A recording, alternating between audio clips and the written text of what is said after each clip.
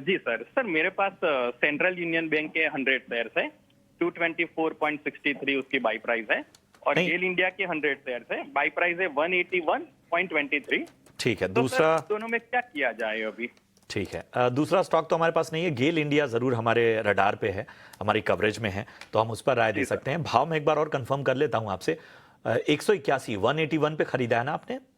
हाँ, 181 रुपीज और 23 पैसे में। ठीक है, ठीक है। कुणाल, 181 के आसपास की इनकी खरीद है और इनके भाव के आसपास ही है ये स्टॉक का। फिलहाल बहुत ज़्यादा दबाव तो नहीं है। पूछ रहे हैं कि क्या नज़रिया बन रहा है। अगर हम गेल इंडिया में आज देखें तो आज तो प्रेशर में है। पिछले 5 ट्रेडिंग सेशन में लगभग 2% चला ये स्टॉक, लेकिन एक महीने में 4% तक टूटता नजर आया। तो बड़ा मतलब नरम गरम माहौल रहा है। पिछले 6 महीने में भी 7% तक का रिटर्न दिया है इसने इस बाजार में। तो क्या रणनीति रखी जाए गेल इंडिया में?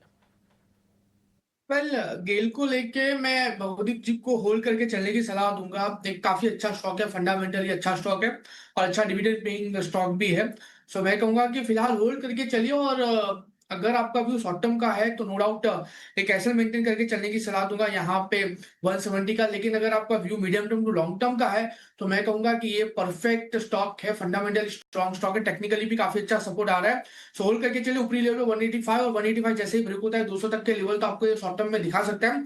लॉन्ग टर्म की बात करूं तो ये 230 से लेके 240 तक के लेवल भी आपको दिखा सकता है। तो बहुदीप जी, આપને આ સ્ટોક જે છે ને હોલ્ડ કરીને રાખો, તમને સારા એવા લેવલ, સારું રિટર્ન આવનારા દિવસમાં જોવા મળશે। સારું એવું ડિવિડન્ડ પેઇંગ સ્ટોક પણ છે, તો તમને સારું એવું ડિવિડન્ડ પેઇંગનો પણ બેનિફિટ થશે। લોંગ ટર્મમાં તમે આ સ્ટોકમાં ફર્ધર પોઝિશન પર એડ કરીને ચાલી શકો છો। तो लॉन्ग टर्म के लिए भी आप यहाँ पे ऐड भी कर सकते हैं। डिविडेंड पेइंग कंपनी है तो आप बने रहिए।